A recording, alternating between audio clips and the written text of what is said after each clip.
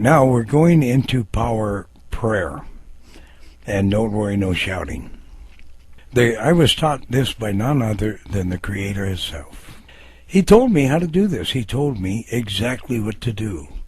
And I did exactly what he said, and I find it's really powerful. I taught this to a Hopi Wakayan, holy man, spiritual leader. And I taught this to him just about, 4 months ago. With this knowledge alone, he's making quite a name for himself in the Hopi world. And medicine people, elders, and this is a young guy, he's only about 27. And all these people, the higher people within Hopi land, are coming to learn. So this is a rather interesting thing. The Creator told me that the people are not ready for the upcoming times. That was not the Indian people, that was all people. And I did this when he was showing me a vision. I had gone on a 69-day fast. Don't worry, I was using my vitamins, and if I was getting really, really low, I would take orange juice. But it was a liquid fast.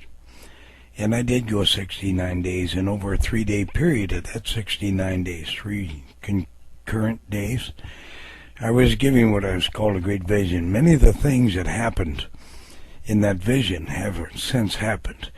I'll neither share here nor there on what happened, because it's always easy to say, yeah, I saw that, and something that has passed. So I'm pretty satisfied that everything else that I saw is going to happen. And when I asked the Creator, I said, why are you showing me this? Audibly, he said, audibly now understand. And I was laying on the floor when it happened, and I was glad I was there, because it probably knocked me to the floor. And his words are so strong, so powerful. And he said the people are not ready for the upcoming times. And then he said this. Now this is going to sound strange from a medicine man, but I'm good medicine people are Christians. They'll never say the word. I am not ashamed of saying it. Neither are they, due to the connotation of all this bickering between these denominations. They don't want to be associated with them, and I can understand. But not only do we all read the Bible, but the word Christian means Christ follower. It does not mean what is in the church today. Talkers, not so much doers. And it's pretty hard for me to say this, because my own upbringing in the inner Hyoka tell me not to show and tell. And yet people want me to show and tell to prove that what I'm saying is true. And I tell them, no, I can't. It makes me sound bad. Makes me sound like a liar. But I give you the knowledge so that you can, because you're not in our Hyoka. I've got to abide by my own learnings. This is not necessarily meant for the so-called Christians. This is meant for everybody, and I don't care your race, religion, thoughts, anti-schism, and anti-God and no God or whatever. I don't care. This is for everybody, but the Christians are the ones that will get it the most, at least in the time being. But he said, you're not ready for the people are not ready for the upcoming times. And he said, to be prepared, they must do, you, is what he said, must do these 3 things. And by the you, he was not inferring me alone, he was speaking of all. You must get on your knees daily. You must read the Word of God daily. You must believe what you read in that Word daily. And then he proceeded to show me what this all did. And the most interesting aspect was the fact that the knee position. He showed me standing there in vision, standing and saying praise, as I've often done and still do. But as I got serious about my praying and praising and wailing, or whatever you want, I would begin to walk around. He was showing me this, and yet it was from a true past. I do that. I get kind of bored there. I just can't stand still. And then walking around, he showed me thinking about what is around me that with my eyes shut I'm going to bump into or trip on or step on. And he showed me by so doing I was not putting all into the prayer time, that I had a piece of me off on La La Land called Earth Reality, and was not giving all to him. I was giving a bit of it to the attention of hurting myself. So that was the negativity of standing and praying. Then, for laying down and praying, he showed me again, and I've done this often, so he showed me again laying there and being serious in my prayer time and falling dead asleep doing so. So that was a negative in laying down. Then he showed me on my knees. And yes, he did show me I've fallen asleep once or twice on my knees. I was that exhausted. But believe me, I wouldn't have got anywhere near as close to my prayer time on my knees at times if I would have used it, when I instead laid on my back and almost instantly fell asleep. So I had a lot more time going on knees. But out of all the knee time, I've only fallen asleep once or twice, ever, over many, many years. And he told me by being on my knees, I was not concerned about hitting anything. By being on my knees, I was not, all greatly concerned of falling asleep. And my prayer times would be, improved, more complete, more mind truth, more mind sending, more mind attention to him. He also then told me, as he was showing me this, that for whatever reason, I don't understand it. I can't pretend to understand everything. He showed me by being on my knees, it was more than what the Christians talk about of being a humble position. And he showed me that this was true. And he told me that this is true. It is a humbling position before the Creator. But he also showed me that in so doing, I became like a sending, receiving station. Like even though it's standing, my feet were on the ground. But for some reason, my knees and toes and everything, touching the what was below me, whether it was ground or a rug or whatever, I was getting more spread, in a sense, picking up more juice from the inner earth. I was picking up more vibrations, more of its love sending. And with myself in that position, and not being able to fall asleep so easily and not worried about crashing into anything, I was putting a whole lot more into the prayer time.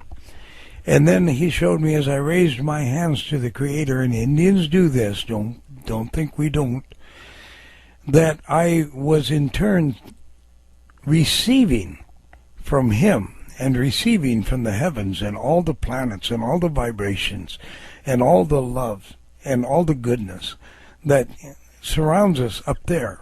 So I'm receiving, and the receiving is from below upwards into me and above downwards into me. And I became somewhat of a conductor that could then much easier hear, now understand, hear the Creator when he spoke. And he could hear me clear. It was a clear telephone line between us. So, read the Word of God daily.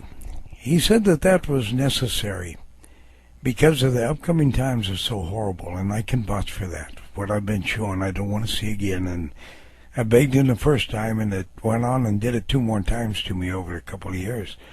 And it just breaks me down. I just bawl like a baby for a long time. It's so sad, so pitiful, so horrifying. So we're not ready for that upcoming time. So you're going to have to feed your spirit now on a daily basis, believing what is written there. This does not mean believing what you're told by somebody in the pulpit, or your mom or dad, or your grandmother and grandfather, or your great aunt, the church-going public, or whatever. No. It's between you and the Creator. read it, and believe it daily. And again, through power reading, you'll be able to know that you are actually in complete communication with the Creator in this knee position. Not that you aren't in the other two, but you are not as strong a radio station. You're kind of off frequency. You do these three things, on a daily basis. He didn't say read it all or read a book a day or whatnot. He just said read it. And there's been times where I picked a book up and only seen perhaps 3-6 words because I'm so exhausted. And that's good enough for me, boy. I shut the book and I crawled down to bed. I've been obedient. And he didn't tell me how much to read. And it might not have made him happy. I don't know, but I got it in. And I got my beauty rest. And maybe I didn't put enough in because I sure am not beautiful. But, so by believing what you read, that is ignoring what you've been told and just making it between you and the Creator. And do that on a daily basis, all three of those things. Now, there are people who are incapable of reading, they're blind or whatnot. There are people that can't get on their knees, rheumatism, amputees or whatnot. He's well aware of it. Don't worry about it. Just do the best you can with what you got. And he's more than satisfied. Again, believing is a pretty hard thing to do. Some of that stuff's pretty rough to believe. A lot of people think that the Creator is a hard taskmaster, not one of total love. They've got the wrong view of it. You'll learn that as you read in power reading. That I guarantee you, he's not a hard taskmaster, but he is a loving Father that if you're not going to do what he tells you to do, he's going to whomp you on the rear. And that's a loving Father. He loves you that much that he's trying to keep your attention and keep it right. Certainly not cruel in any way, shape, or form. I know what I'm talking about, and I want you to know the same truth. Now, somebody comes to you and needs prayer, or you yourself have got a need and you want to talk to Dad about it. And what they do, they come to you and say, hey, Joe or Mary or whatever, really, I hurt pretty bad. That my knee is really aching real bad, and could you pray for it or whatnot? And if you're a standard, run-of-the-mill, good-hearted Christian person, yes, I'll pray. And then you run off and pray.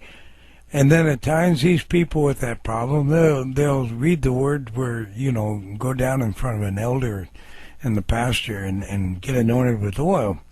And they do, and they limp back like they limp down. Occasionally cured, but generally never, or very little. And what do you hear as they leave? Well, you don't have enough faith. That's why it didn't take effect. And you hear, it must be God's will.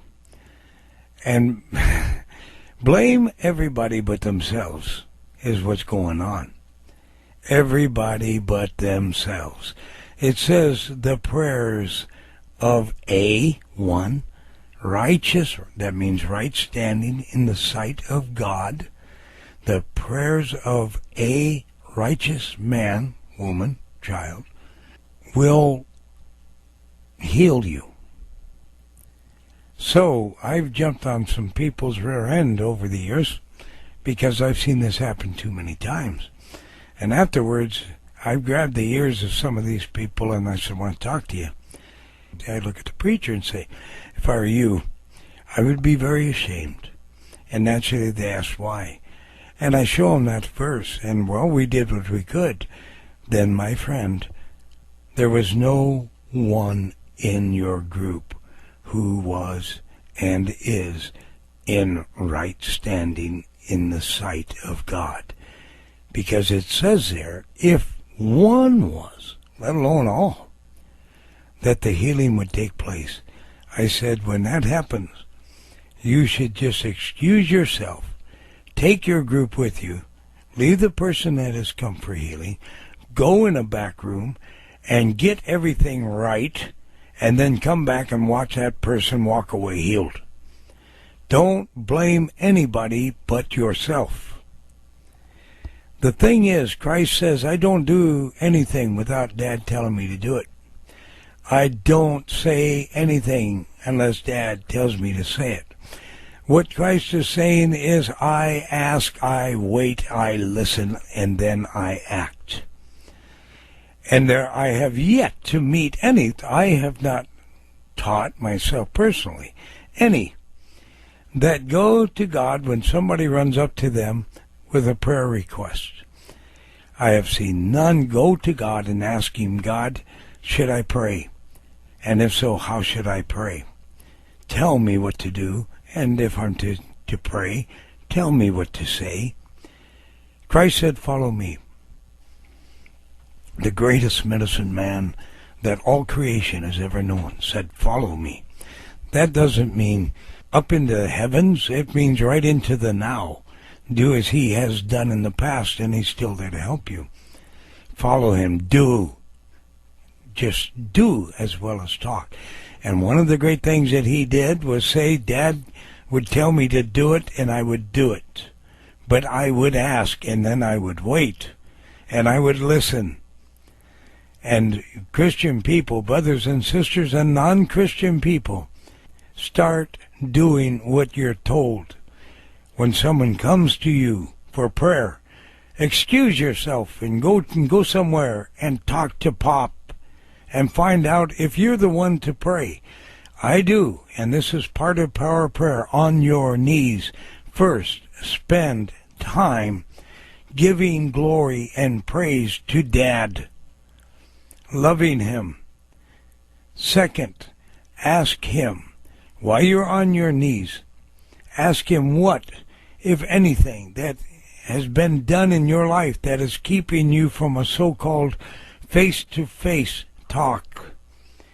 And then shut up and listen. Shut up and see. He will reveal things to you that you have not had cleansed by His Son's blood. Each time that comes, cleanse it and ask again, show me more if there's more.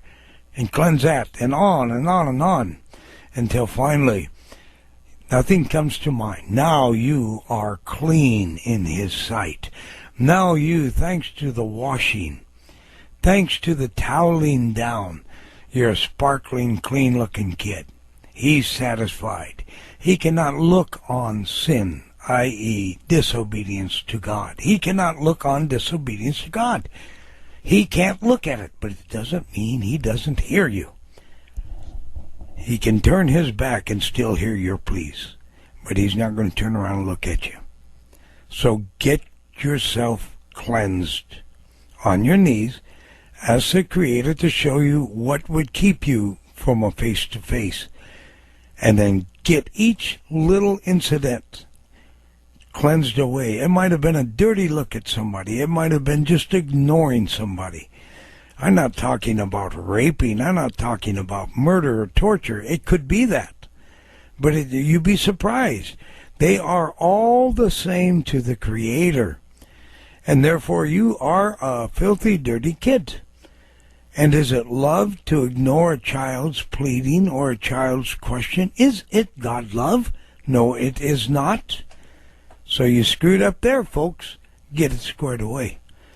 Is it love to give somebody an angry, dirty look or a superior look? Is that love? No, that's self. Get it squared away, folks, because that is not God through you. That is not love through you. That is you through you. And He's not happy with that. Not when you're working for Him, He's not. So get these things squared away, and eventually the time will come in this prayer time when nothing shows up. He says, okay, bring him in. And He turns around and smells you, and you smell soapy and clean, and your hair is all washed. And you and Daddy can sit down together in a sense. Daddy, not just God, but Daddy. Daddy God. And you can say, Pop, thanks a lot for the cleansing. I'm sorry I gotten dirty. Now I come to you for Joe Blow or Mary They ask if I could pray for them on this. Of course I know I can, but I want to know what your will is. I want to pray according to your will, not generalization and not my own will. Would you please reveal to me what would you have me do? And then clear your mind and prepare to listen. Listening consists not so much of words, those are rare, but they do happen, as it is thoughts and pictures. Mental pictures, mental TV, and mental thoughts. But believe me, there's times that he can audibly talk as well as talk mind to mind, just as clear as I'm speaking.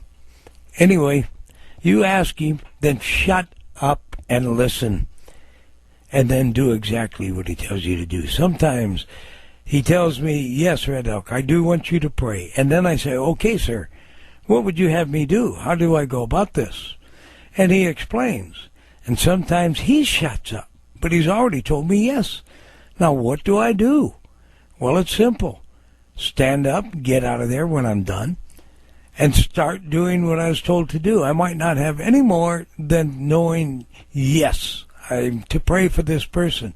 So I head for the person, not knowing what I'm to say, what I'm to do. But I've started doing what I was told to do. The word was yes, I'm to pray. So I head there to that person to pray.